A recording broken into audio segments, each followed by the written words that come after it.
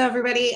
Welcome to today's webcast. I'm Holly Lyke-Ho-Gland. I'm the Principal Research Lead for Process and Performance Management here at APQC. Again, like I said, thank you all for joining today. One of the things is this is probably one of the best ways I like to kick off the new year, which is kind of going through what's important to PPM professionals for the year, as well as kind of looking at and seeing what you guys can expect from us in this new year as well. All right. So to that point, like I said, who I am, what we're going to talk about today. So every year here at APQC, we do a priority survey. So at the end of the year, we send out a question to ask everybody, what are their kind of major priorities within that survey and a lot of key topic areas across the organization. And really what it boils down to is understanding what is important to you guys, what's driving or impeding the work that you do. And the kind of the purpose of this survey is twofold. Number one, we use it as an input to help drive our research agenda for the year. And the other part is to also provide an opportunity for you to kind of benchmark yourself against your peers on what are kind of the challenges and what areas are they focused on as well. So we're going to go through the survey results today. What we're really going to focus on is the top priorities and a couple of key areas. So again, what's important, what's driving our work, and what's kind of maybe even impeding the work that we're trying to do. We're also then going to talk about those practical tips and resources. So how do we address them? And do we have some resources that are already available to kind of look at and talk through these kind of priorities? Then we're going to kind of go into a deep dive into a section that we added into the survey, which looks at kind of process and technology. So what process types of technology processes folks are using for 2022, why, and how are they making smart decisions about what technologies they want to use. And then we're going to wrap it up talking about kind of what is on our research agenda for this year, what you guys can expect from us as far as that goes. So let's get started with looking at what are those top priority areas.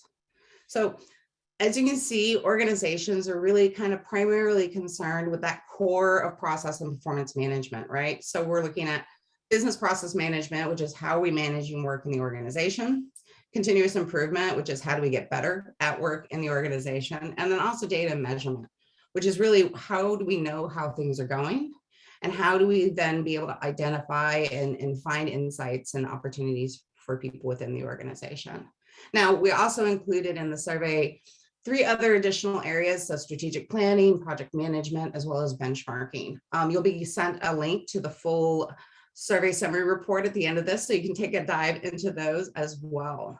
But for this, we're really going to kind of cover these top 3 areas. So let's get started with the process management challenges, solutions, and kind of those priorities. So as you can see here on the screen, we have this kind of process area split up into business process management and continuous improvement. And looking here on the left, you can see organizations really kind of continue to stress 3 major priorities in there. One is looking at value-driven process work through end-to-end processes. Also making sure that we provide value through a strategic alignment with the organization and the work that we do. And then also finally, embedding process work into what we do in the organization. So I kind of want to talk a little bit about each of these as a priority. If you look at defining, number 1, defining end-to-end processes, this has actually been our number 1 priority for 4 years running at this point in time, which really makes us kind of really understand the fact that end-to-end processes are no longer just kind of a passing fancy in some organizations, but really how organizations are managing the work that they do now. Again, this has been due to a lot of different things that have kind of driven this as a number 1 priority. A lot of it is technology related, as a lot of organizations are upgrading systems, adopting automation. They really know that a lot of these things are predicated on end-to-end processes. For example, ERP systems have order to cash, procure to pay, and several of those other end-to-ends built into them. So organizations really want to kind of make sure that they're matching in those systems how they do the execution of their processes. The other part of why we see, particularly that end-to-ends have become kind of the stable approach to how we do process work, is because it also helps us focus on customer value and scale our productivity by looking at those things end to end. rather than really focusing on those functional silos and how we handle process. Organizations understand that these end-to-end processes really help us improve handoffs between departments, and also help us account for changes, how one process changes in one place can completely affect something else in the rest of the organization. The second one that we have is then this idea of aligning process management with strategy.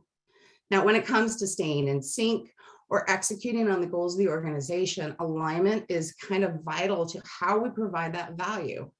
The relationship between strategy and process, I always feel, should be a virtuous cycle. The strategy should help us identify and understand what process work we need to do, what's important to the business. It also helps us, make sure that we're tapping into our process teams when we're doing strategic initiatives in the execution. Inversely, process information helps feed into the strategic planning cycle as far as our core competencies, as well as areas that we may need to look at for improvements or initiatives within the organization. So again, these are really kind of tied together, and there's a lot of ways organizations go about with this alignment. Some of them is simple, having a steering committee made up of executives for your process work. Other ones really then kind of tap into making sure we use strategic alignment and strategic initiatives as part of our criteria for when we're selecting the projects we're going to work on. And others is kind of like I said earlier, or some organizations do a really good job of this by integrating and making sure their process teams support and have a role in every one of those strategic initiative projects. And the last one is really this idea. Organizations, like I said, this idea of moving into a process thinking culture. Organizations recognize that one of the biggest kind of impediments to effective work is that of operational silos. To keep improvements, sorry, I got tongue-tied this morning. To keep improvements sustainable, much less optimize them, that really means that we have to make sure we're looking across the entire value stream. Process thinking helps us break out of this idea of functional silos. Most of us, when we went to school, started our careers, we were all very, very focused on a specific niche. And unfortunately, that creates some detriments in the organization. So moving people to a process thinking kind of helps us break out of that structure and that thinking of what's within my domain and to what is the bigger impact that I have on this. And one of the things you'll see as we kind of go through some of these priorities is that there's this trend of what I'm calling culture ofs. So you see a lot of this idea of we want to have a culture of process thinking. And there's a couple of reasons why this becomes kind of an evergreen topic for organizations. Because when we talk about culture, what we're talking about is embedding behaviors, norms, skills, and mindsets into a specific place. So what we really want to do is this kind of then change how people think about the work they do and think about it in the forms of process. And that's why we start to see a lot of this culture of aspect. On the right-hand side, you can see the other side of the process priorities and challenges. And that's that continuous improvement area. So again, most of these are actually almost the exact same priorities as we saw last year for continuous improvement. Again, we have this culture of as the first one, right? Creating a culture of continuous improvement. And really what we're talking about here is where employees have the tools, skills, and decision rights to identify improvement opportunities in the flow of work, as well as support and have ways to find and improve the work and efforts that they do. A second one is kind of, all three of these are kind of related, is aligning continuous efforts across the organization. And again, we're talking about breaking down siloed work. So we have an enterprise-wide approach to what are we improving in the organization. And that's really important for a couple of reasons. Some of it is we want to make sure we're not fixing one thing and breaking something else downstream. The other thing is looking at effective management of resources. So how are we going to make sure that we're applying the right amount of resources and we're not spending money on fixing the same problem 4 different ways? And again, kind of looking for those synergies and getting rid of those redundancies. And then the last one we saw here on that continuous improvement is creating a systematic approach to identify those improvement opportunities. Now, there's a little caveat here. In years past, we had the question that was, identifying, prioritizing, and selecting improvement opportunities. So that had always been a very, very popular one of those priorities. So we kind of decoupled it this year and we broke it up into two factors. One is like identifying the opportunities through a systematic approach. And then the second priority that people had to choose from was the able to rack and stack. So how do we then go about using selection criteria and determining which ones to do, as well as then assigning those resources. So as we can see this year, really it's a focus not necessarily on selection criteria or making sure we're assigning things, but how do we build in structures so that we can get the best improvement opportunities kind of elevated up there for us. And some of that can be a wide range of ways that we do that, from people engagement, feedback loops, data-based decision on the performance measures. Again, what we see here across both of them is really this idea of creating buy-in and engagement with people for the work that we're doing in process, making sure that there's alignment and a holistic perspective on the work that we're doing, as well as, kind of them really building in objective decision-making about how we do things. So these are kind of the big picture challenges that we've seen in the process space or priorities for this year. I wanted to take a minute to talk about a couple of solutions and how we see people kind of address some of these bigger picture challenges.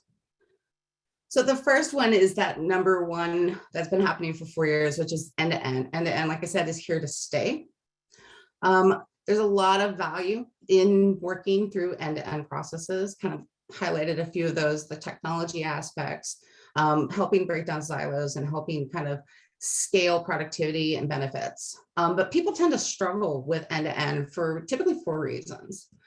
First one is really, where do we start? The big question for end-to-end a lot of the times is what is in, what's out, where do we start, where does it end? And scoping out what that looks like for our organization. Now, a lot of organizations have differences on how they do those. And for some organizations, order to cash starts with order, ends with cash. Other organizations will also build the sales part on the front of it as well, making it an even longer end-to-end process. So everything going from lead all the way into where you have the cash. So that's just kind of one of the big places people struggle. The second one we've seen a lot of people struggle with is this idea of using a framework to help build out their maps. Now, whether you're using RPCF, you're using SCORE, ETOM, IDLE, any of those, the way they tend to be structured is through functions. So people tend to sometimes struggle with, well, how do I take something that's already built and structured into these functions and take all these building blocks out of them to then break across those silos and build out those end-to-end processes. So those are kind of the easy two to kind of address. The other two that people tend to really struggle with has to do with the complexity of end-to-end processes, right? We're talking about things that will typically go across teams and often functions. So people struggle with then understanding, and how do I pick a process owner? Who's the best fit owner if we're going to have something that crosses functional boundaries? The other part that people tend to struggle with is measures then. Well, how do we measure something that goes across those functional boundaries? And how do we figure out what the actual value is on it? Like I said, the first two are kind of easier to kind of approach than the other two. Really what we've seen with a lot of organizations is that it's impractical for them to tackle all end-to-ends at once. So they tend to kind of rack and stack and identify which ones they want to start with. They'll use, ideas around what's important to our customer. So a lot of times they'll start with those customer facing or customer touching end-to-end processes, and what's going to have a big impact on our organization. I've seen a lot of groups use specific criteria. I think CMI used ones that was based on complexity. How complex is this process? How many functions does it cross? How many technologies does it touch? Just kind of giving a scope of what that end-to-end means. They'll also then look at impact. Who is it going to impact? And if we take a holistic look at it, what's the value for the organization? And how does it match our goals? If we're really focused on cost, if we're looking at FTEs as part of our strategy, then maybe we will take a step back and maybe look at some of those support function end-to-end processes. But if it's customer centricity, then we're probably going to highlight things like idea to market. and some of the rest of those customer journeys. But a lot of things that organizations, there's a ton of end-to-end processes out there. As far as like scope and understanding the building blocks and how they go together, looking at pre-existing ones is a great way to start. The second kind of big theme we saw in those priorities was about people, right? That culture of is all about empowering, engaging people to think and act differently. So most organizations will then kind of really take a targeted approach to both of these, right? So when we're talking about change, because we're trying to create a culture shift, we're talking about change management. We're talking about engagement tactics, using change agents and adoption measures to kind of help encourage this shift. But I always like to see, there's some great examples that we've seen from both the engagement and the empowerment side. Sunflower was doing a huge implementation for their ERP system, but they wanted people to start thinking differently. They wanted them to start thinking in that process and that improvement cycle mentality. So they did a lot of different things. They did a lot of training. They leveraged change agents, as well as using a little bit of fun. So they used some memes and some competitions to help really engage people in this major shift in how they were thinking. CF Industries also had a lot of really good approach when they also include a lot of fun. I can never underestimate the amount of the impact that fun can have on changing how people behave and what their norms are. They used a lot of different memes. They used some competitions. They also did some really fun videos where they had their process owners go in and explain the impact process had. They even did a Glengarry Glen Ross kind of parody video, which was a lot of fun. But they also then had games like Process Jeopardy. So all of these things that kind of help embed the thoughts and the skills and the knowledge associated with whatever culture of you're focused on. And the second part is really that empowerment part. As we know, process is always considered a team sport because we need the people on the front line to be engaged. We need them to help us with the work. A great example of doing this and how they coupled empowerment and engagement is Collins Aerospace. We did a case study with them where for their training projects, what they did, they only spent about an hour on the actual training. Here's the methods, here's the tools, here's what we want you to do. The rest of the day was spent where the teams would have to come with real life problems, real potential issues that they needed to address. So they're re-embedding and empowering people to have a voice and a say in the process work that's going on, which really gave them a lot more level of engagement. And really they were immediately applying those skills to something that was important to them. So again, if we're looking at culture shifts, if we're looking at engagement, engaging people, making sure they're trained with the right skills, that they see the value in it, and incorporate a certain level of fun are really great ways to kind of start with this. And the last kind of tip here is, as we're talking about this, is alignment, right? We also talked about kind of that holistic picture of improvement opportunities. And I always suggest that people take a portfolio approach to how they manage improvement and process projects. So a lot of organizations can take lessons from their project management approaches, leverage risk and value criteria with the prioritization aspect and selection, and then kind of use stakeholders, either a steering committee or some other group, to help them kind of go through and make those decisions and rack and stack using those criteria. Again, then you have a full portfolio, all the projects that are going on. You can see kind of the overlaps and how they align to what the organization's going for. But this year, like I said, the emphasis was less on the rack and stacking, but more on, well, how do we source potential improvement projects? And that, again, goes back to that engaging employees aspect and incentivizing them to help identify those opportunities. Liberty Bank was, I think, a great example. They were struggling with kind of getting improvement opportunities over to them. So they created a crowdsourcing game. So everybody was encouraged to identify a handful of improvement opportunities and a little bit of information about what could potentially be a great solution. So the best ideas got gift cards, and they also then got tapped into being on the improvement project team. So they were able to be incentivized through gamification, but then they also got that power and that empowerment over helping solve the problems. We see a lot of other organizations that, they'll use their process owners and their stewards to kind of work with people in the field to understand where things are potentially issues and elevate that up into business cases that goes to the broader group. But also, there's also a really good way of making sure that you're using data objectively. So for organizations that have tied measures to their processes, this is another approach for them to identify those most pressing opportunities, making sure that they have those measures, that they're tracking them, and that they have like thresholds of tolerance for variation in the performance. So going back to that idea of, people engagement, having people accountable for it, as well as using data, are all really great ways then to help us objectively and holistically identify improvement opportunities. And the idea of measures and performance kind of leads into our next topic.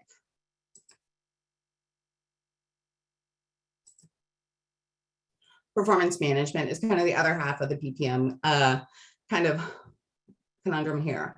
And what we mean by performance management is not to be confused with personnel management. We're talking about performance management as the performance of the organization, and looking at all of the activities around establishing goals, monitoring the progress towards those goals, and also just keeping an eye on the health of how well we're executing the work that we need to do. So what we're really going to do is just dive into that top topic that we saw when we first got started. So data and measurement, the top 3 challenges in this space. Now, this is another kind of minor change that we made to the survey this year. We used to have data analytics separate out from measurement, and this year we combined the two into one specific topic area. A lot of that has to do with the fact that the last 2 years, there's been a really tight tie between the challenges in those two spaces. A lot of the times the data and analytics challenges had some form of measurement root cause. So again, we just kind of combine those together.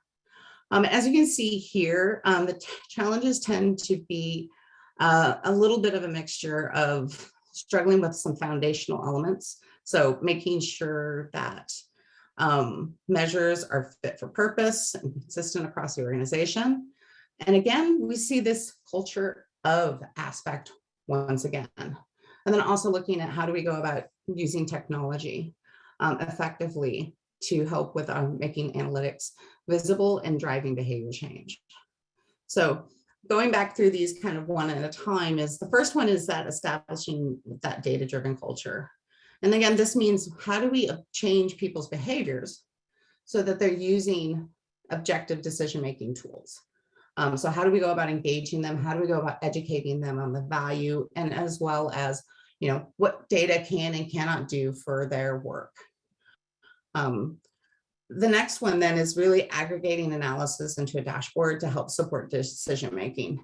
And outside of the technical issues associated with kind of making those dashboards, really what this kind of dives into then is a couple of things. Number one is how do we make sure we have the right information in our dashboards? Make sure that the information that we're providing is useful to our decision makers. And then the other part is the modeling and the analytics that go behind building out the information for those dashboards. And the last kind of big priority in the space is really kind of making sure measures are fit for use. Now, a lot of this is avoiding the mistakes that we've seen a lot of organizations do in the past, which is just because we've always measured this way, or just because it's easy to measure, doesn't mean it's the right measure for what you're trying to do. Now, again, this also is linked to the need to periodically review your measures to make sure that they still measure what you want from the process. For example, we may have optimized the cycle time in our process. So do we still need to measure that? Should we instead look at something else that we want to get out of it? Or we've automated a process. Is what we were measuring before still a good measure because we've automated it? And another big reason is maybe the organization's priorities have shifted. Maybe we've moved to a customer-centric value proposition. So we really need to take a hard look at how our measures align with that kind of value prop that we're providing in the organization. So overall, there's a focus on technology and culture. They become once again prominent in this space compared to last year. However, there's still a lot of emphasis that we see just in general, which is people tend to struggle with making sure they have the right measures and that they're being used consistently across the organization. So some tips and solutions that we've seen for organizations here, and much like the empowerment engagement part, is you need to include stakeholders in the process when we're talking about measurement as well as data and analytics. With measurement, the first step to achieving really good measures is the identification process, which means kind of making sure they're strategically aligned, making sure they're relevant. And a lot of ways organizations accomplish this is by combining selection criteria with a stakeholder meeting where they go about and they understand, what is it, the purpose, have a conversation about that. And then use those selection criteria to help kind of identify what are those best fit for what we're trying to do. And we'll talk about that part here a little bit more in a minute. But also if you're looking at data analytics projects, and stakeholder inclusion is an absolute must. A lot of organizations you've seen will use either an agile methodology or they'll use CRISP-DM as an iterative customer-centric process for doing analytics. And there's kind of 4 key steps to any one of those methodologies. And 2 of them in particular are very focused on stakeholder engagement. And the first one, that is scoping the project, right? That's where we get the stakeholders together, the people who are asking for the project, to understand what are the questions they want answered. And that helps us then scope out things like, what are the objectives of the project? What's the kind of data that we're going to need for this project? What is methodologies we're going to use? And what does success look like? So how do we know we answer the question appropriately? Then analytics team, the data teams go together and they go and start doing getting all the data ready, doing the analysis, running the initial models. The third step there is the other important part of stakeholder inclusion. And that's where they go through and do an evaluation. So at this stage, the stakeholders again meet with the analytics team to review the initial findings or refine the questions if they're not quite hitting the mark of what they're looking for. Or if they're looking at, what are the algorithms and models we built? Are they actually producing insights that we need? So this is, again, just that kind of iterative step point with the stakeholders, just to make sure that it's providing value and they're getting information as well. Now, kind of one of the side benefits of that stakeholder inclusion is it also helps us drive that culture of, right? Because we're training people on what's important. We're training them on what it means, how they can get value of it as well. So the next thing we always see is use selection criteria. There's a couple of different kind of nuances to this part in particular.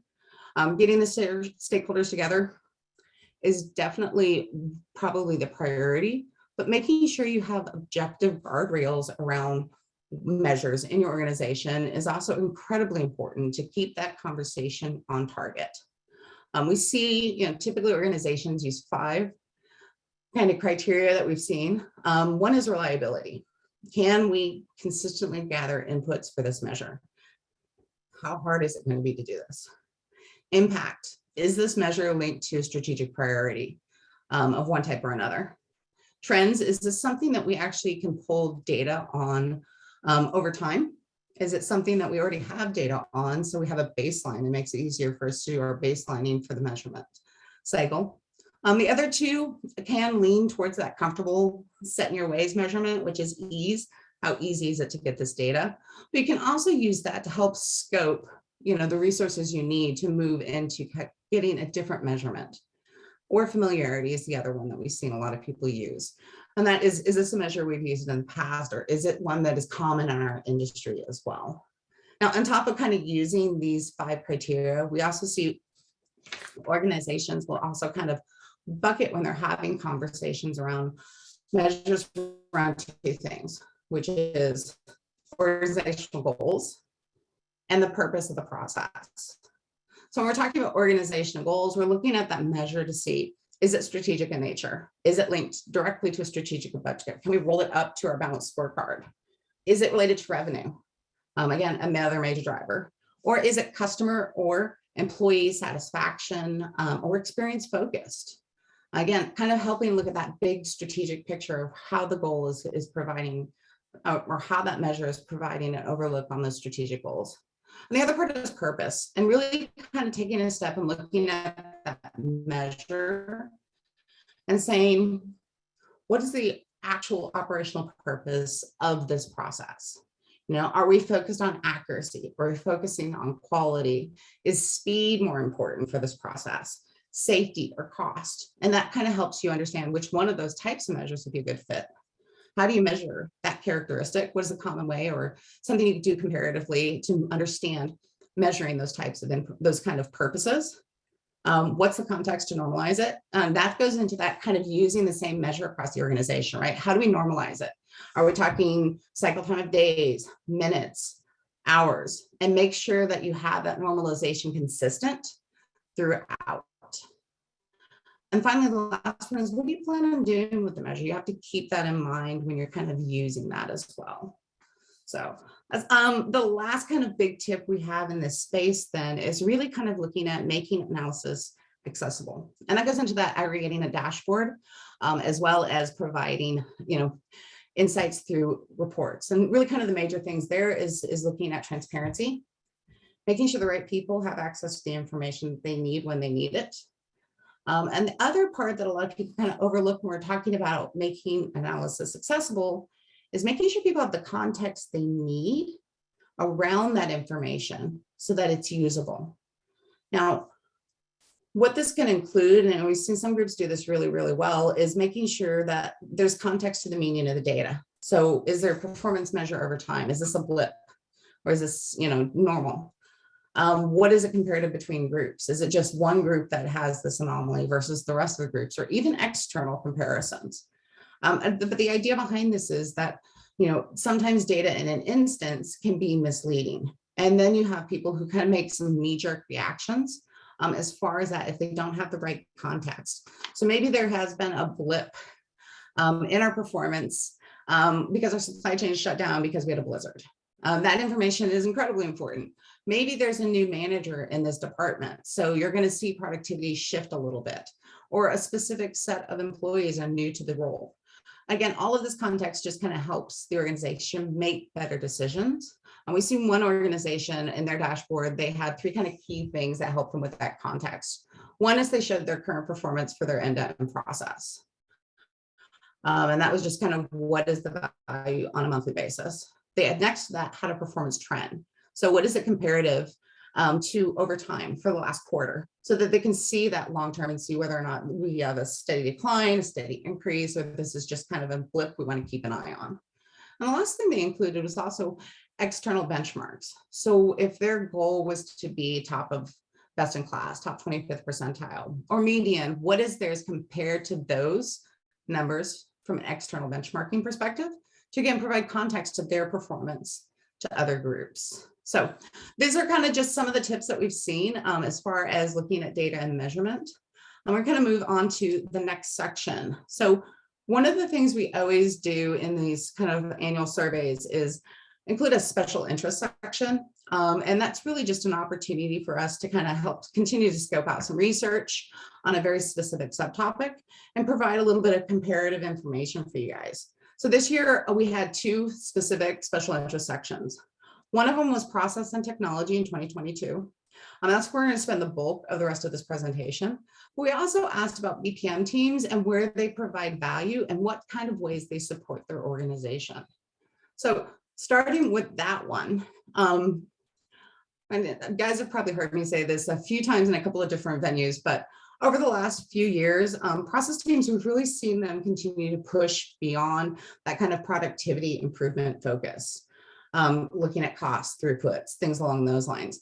And they've been really expanding their portfolio of ways they are supporting the organization. So to really kind of understand and wrap our heads around this, we asked people very simply, how do your process teams support the organization and its goals? And you see the top 4 ways organizations do and the roles that process teams have in their organizations. The first one is kind of our bread and butter, right? So looking at operational improvements, how do we make sure that things are done efficiently and effectively in the organization? Yep, most of our process tools are really, really kind of focused on that, and that's where we've always played. The second one is strategic initiatives, and supporting, like I said, we saw earlier, right? Supporting the execution of strategic initiatives, either as advisors or as part of a project team, has become more and more the norm for process organizations. We even see when we did a study, I think it was last year on BPM programs, right? Well, their number one purpose was supporting the execution of strategic initiatives. In that same research, we also found that most BPM teams use a dedicated roadmap that is influenced based on business and organizational goals to help identify and prioritize the major work that they were going to do for the year. So again, there's still a lot of opportunity in this space, but we have definitely seen a big shift into organizations doing that. We're also seeing more and more process teams that are directly part of the strategic planning group. They either report directly into them or they're part of the project management office that reports directly into the strategic planning team. And the third one here is organizational transformations. Whether it's a redesign of our organization, digital transformation, most organizations are going through some form of large scale change. And transformations really kind of shake up and take a hard look at how work is executed and how does it need to be executed. So a lot of work we did on digital transformations, we found that process teams were intrinsic in helping the organization understand what's its current state of how it does things. Where does it want to go? What's the gap there? And what is kind of the tactilized way of going through that? And like I said, we're looking at a lot of process foundation in these types of transformations. I've also seen a lot more BPM teams that are also now part of a organization transformation group one way or another. So again, this is definitely a great space where process teams are providing intrinsic value to the large scale goals of the organization. And the last one here is probably also not a big surprise, technology implementations. Like I said, as organizations can tend to emphasize things like replacing their legacy systems, doing more and more automation work, process teams are getting tapped to help them understand their processes, to help them understand that current state and understand that to-be state that they're trying to achieve and help make sure that the processes are built for those types of executions. So again, there's a lot of different opportunities here for organizations just in general, as far as providing more strategic value and having the ear of the business and that. It's particularly the last couple of years have been incredibly beneficial in a lot of ways for process teams because we've been able to step in and use those skills, use those methodologies, use those change skills that we've got and all of that to help the organization change, pivot, I hate that word, but kind of adjust how they do things to better support their clients and achieve their goals. So the other kind of big thing is that technology and process have become completely entwined over the last few years. So not only have teams been kind of help supporting RPAs, digital transformations, ERP systems, but they've also been having to expand their toolbox to include a lot of new technologies, as well as methodologies to help the organization achieve what it's trying to. So and that kind of goes into, so we also asked the survey respondents, so what are the tools that your team is going to be using in its process work in 2022? And you see kind of the top 5 here on the left. We also asked them, well, kind of why those tools? What is the purpose of those tools for helping out and being part of your toolbox? And again, most of these are probably no-brainers and not a surprise to anybody on this call. Number one is data visualization tools. One of the things that we need to be very, very good at just in general is telling stories and providing insights using data. And data visualization tools, some of that's dashboards, some of that's better reporting mechanisms, are just the way of being able to make those objective decisions and surface information to people at the right time. And especially if you're looking at things like dashboards and things along those lines, the closest you can get to real-time information to provide those insights to your decision makers, whether they need an improvement opportunity, whether they need to make some changes as far as like say their customer journey maps or things along those lines. Data visualization tools are there for that. Process automation, again, not probably a big surprise, whether we're being tapped to improve cycle time, capacity, reduce errors, scale our processes without adding overhead, or really using them for part of the digital customer experience. Process automation is just become part of what we do and one of the tools that we have in there. The third one there is workflow tools, and automation and workflow tools can be incredibly tightly aligned. Some workflow tools include some automation aspects. But why workflow, that's a mouthful to say, workflow tools are important, especially that kind of engage and empower employees, right? Workflow tools tend to be low code and kind of structured so that people in the business can do some of this work. They can help put together their own workflows. They can automate some of the things that are parts of their day jobs. And that goes back to this idea of supporting what we've seen a lot of people doing these days, which is citizen developed bots. Workflow tools are definitely ways to help employees build some of those lower level bots that help make their jobs simpler and be able to keep track and work with one another. ERP systems. Over the last year and a half, there's been a huge explosion of people replacing their legacy systems. So ERP systems, again, makes complete sense that people are going to be including that. And then the last one, collaboration tools. I know all of us have struggled at one point or another having to facilitate and work with groups, and collaboration tools are just now part of how we do our work, how we are able to work with a dispersed workforce, either because people are working from home or people are working with different partners around the globe on the same project. And collaboration tools are there to help us talk to each other, meet, have conversations, share documents, and work cohesively together. So again, then if you kind of take a look at these, if you look over at the top 5 purposes, most of those all then make sense considering what we're talking about here, right? Data-driven decision-making. Again, getting information to decision makers so that they can make things based on objective data, whether it's improvement opportunities, whether it's changes to the customer experience, whether it's how we build out a really great marketing campaign. But again, these tools are all kind of there to help us with that. Replacing manual processes, automation and workflow tools are great for helping us get rid of those transactional processes that take up a lot of time, or places where we want to remove some of that human error issue.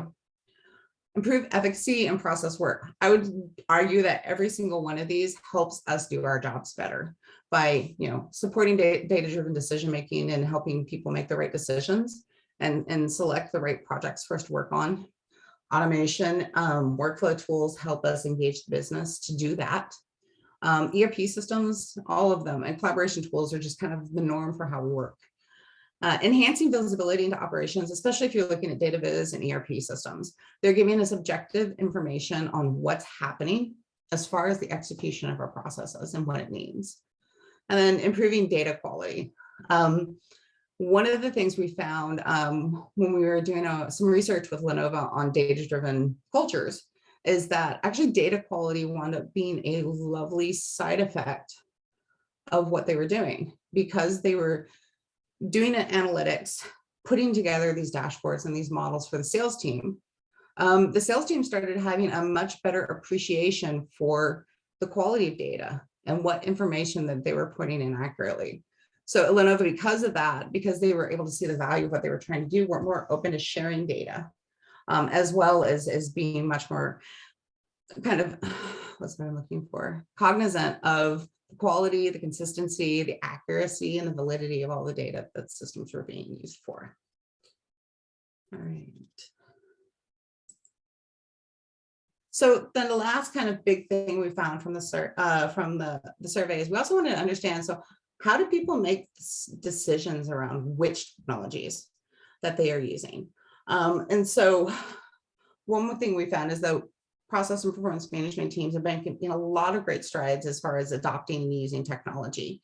They're still working out some of the kind of little bumps in the road. The biggest kind of detriment that we saw in the survey was that only about 12% of organizations actually have systems that are consistent across the enterprise. For the most part, the majority of the respondents said that most of their technologies are kind of ad hoc purchases, either for a project or for one specific department. And so they're missing out on a lot of that consistency of and scalability of their technology. Now, but the fabulous point is that 96% of the respondents said they actually have selection criteria for when they're picking those technologies, because there's a lot of vendors out there, but we need to be able to have clear things that help us understand which one's the best fit for our needs. So we asked them, What are the selection criteria that you use? And you can see the top ones here. They kind of fit in about 3 specific buckets. And the first is this idea of simplicity of use. So ease of use. How intuitive is the technology? What's its interface look like? What's its customer user experience like? Is it something that's going to have a lot of intensive training? Or is it something that we can just kind of easily understand how to function? Compatibility with existing systems also falls under that category. Does it already have the ability to plug and play with our other systems? Or is this another space we're going to have to invest time and money and potentially upkeep through APIs or any other connectors? Now, the second kind of big part then is looking at cost. So, and that's kind of the top 2 that came up there was total cost of ownership. So that's including everything from maintenance costs. So how do we support and adapt this over time, as well as kind of the setup costs. And those aren't just the purchasing of the license or the purchasing of the technology, but also, what are going to be the costs that for the design work, for configuration with our systems, as well as rollout to our organization. So what are all the costs associated with this? And then the last one, which is a little sad to see was so far down compared to all the others, is features. How do we make sure we're buying the right thing for what we need? And really, what extent does the product's feature match our technical feasibility features and the needs of the business? So how do we make sure that we're buying is a good fit for our purpose? So as you can see, there's some really interesting and fun things about how process teams are kind of working with technology these days, and some great ideas around the fact that we have clear criteria to make sure that we're making smart decisions. So overall, the big picture findings from the survey this year is we have a lot of consistent priorities in this space. End-to-end work still remains kind of our highest priority because it's giving us the biggest bang for our buck in a lot of ways. Structured and holistic improvement management is still really a key place for maturity, making sure that we take that holistic perspective so that we're not having redundancies, we're not having duplications of effort, and that it's consistent and managed towards what the organization's goals are, which goes into that alignment is key. Alignment is key to better value as far as making sure that we're getting more mature as well, whether it's making sure that there's alignment with the strategic goals of the organization or there's alignment between the different improvement projects. And then this emphasis on culture of is again a really big driver of key behaviors and norms. And I think that, like I said, summing up, there's probably 2 major reasons why this culture of is so important. And the first one is, again, that team sport idea. All of our good process and improvement efforts really typically require active participation by people in the business, right? At all levels.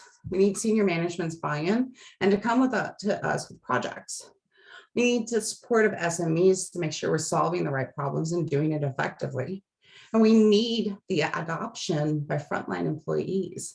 So really making sure that people are engaged and have the right mindset and skill set is super important to be able to do the work that we do. And the second part is it's really a sign of success. Once you've gotten to that culture of state, your process team is probably embedded in the organization. It means that the people in the organization see the value in the work that you're doing and have internalized all of that training and all of the rest of that as far as efforts and methodologies. So it's kind of also a success factor there. Again, process teams have been playing a bigger role than ever before, and it continues to grow, which makes me incredibly excited. And technology tends to really be here to stay as well. The last couple of years have really emphasized and driven home the need for a broader array of technology-based tools in our toolkit to help the organization. And we continue to still see this focus that people still are trying to get their data houses in order, and data quality is a big part of that, as well as the continued work with automation. So those are kind of the big key takeaways. I also want to let you guys know real quick what to expect for the research this year. The first one is we're going to continue on with this project we have on sustainability, kind of understanding what best practices are for those programs. We're going to be doing a study on managing mergers and acquisitions, which is going to be looking specifically at the integration phase and what role does process and knowledge management play in effective integration. I'm going to be working with our knowledge management team to do a study looking at how do we manage process knowledge. So how do we make sure people have access to the information they need to execute their work? We're going to do a redo of a 2019 project we did on change management maturity. So how are organizations, how well are they doing change management, and what are some opportunities for improvement? We're also going to later this year look at the evolution of benchmarking. So how is benchmarking different in the digital age than it was, say, 20 years ago? And then finally, we're going to do a couple of other little pieces. We're going to do 2 toolkits, which kind of do step-by-step how-to for 2 specific topics in this area. One is setting up a BPM program. What are some best practices and ways to do that? And how do we do process improvement in an effective way that focuses on value for the organization? And then finally, I'm going to be doing a series on process supporting the business. So we're going to take a dive at all of those ones, that top 4 and more that we saw. So process, operational improvements, supporting the strategy, things like M&A, as well as like risks and audits. So thank you for your time. There's a whole lot of great stuff that we are looking forward to this year working with you guys on.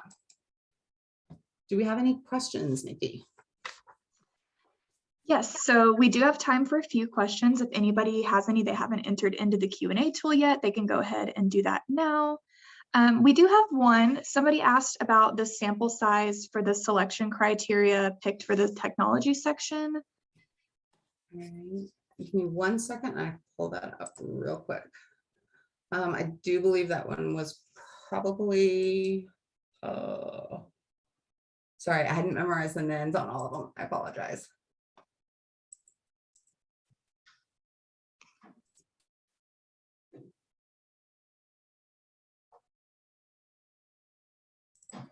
Give me 1 second. So you can see the end size for all of these in the full report, which we will send to you guys. But also for the technology selection, that's 172 responses. Perfect. And somebody just asked, do you see ERP evolving to help with process management within the ERP systems themselves? I think there's a lot of potential there, especially if you look at so many ERP systems that are tied into BPM work. I know, like, look, SAP bought Signavio and their process mining. So there is definitely ways that you can connect things like process mining to your ERP system so that they can help then show you where your bottlenecks are, where that data is for information.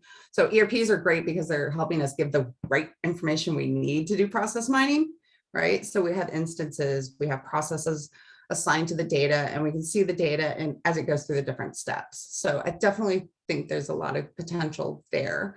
Organizations still are trying to work on getting their ERP systems set in right, and then making sure their data houses are still in order. But I think that's the next evolution as far as helping us really dig into what are our opportunities.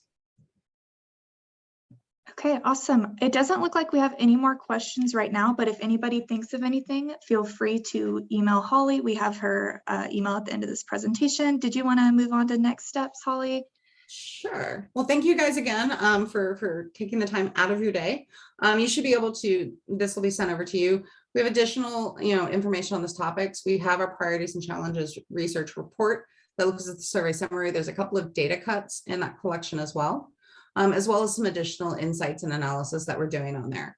We also have a lot of research that kind of ties into those tips and tricks. So looking at fundamentals and measures, some of the stuff we have some end-to-end process maps already available for organizations who are using the PCF to help kind of walk through what those are. Some information on strategic planning, as well as, a lot of those things about our BPM programs and process improvement as well. You can also stay up to date on our research agenda. And if you have a success story, please reach out, even if you want to talk about what you're doing. And I love hearing from all of you guys on what kind of how you're approaching problems and what kind you're doing in your organizations. So thank you for your time. All right. Just wanted to talk about some other events we have at APQC. We are planning to host a in-person process and knowledge management conference in Houston in May. So feel free to look more into that on our website and register for that if you're interested. If you aren't able to make that, or you're looking for some other interaction in between, we do host other monthly webinars across our various research areas, as well as roundtables once a quarter in our areas that are a little more interactive and conversational. If that's something you might be interested in, you can find information about all of those on our events page on our website. And then just a reminder, you will receive a copy of the presentation slides and the recording within the next few business days. And then once again, feel free to visit our events page for future webinars.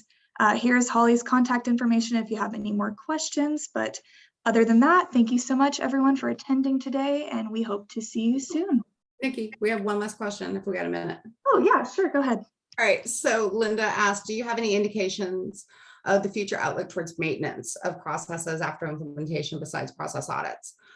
Yes. So one of the things is that, and this goes into some of the work we do on 7 tenets, right?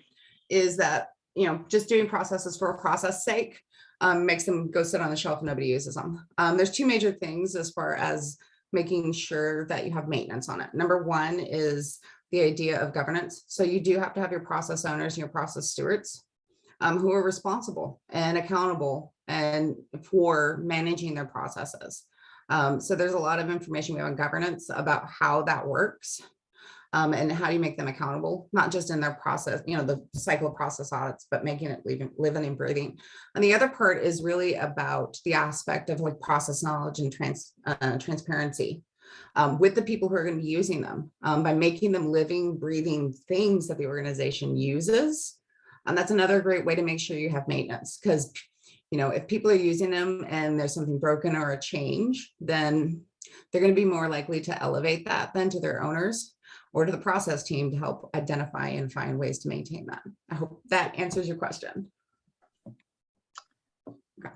I think that is officially all the questions we have for now, but again, feel free to reach out if anyone thinks of anything else. But yes, I believe that is it for today. Thank you guys so much for joining us, and we will see you on the next one. Bye, everyone.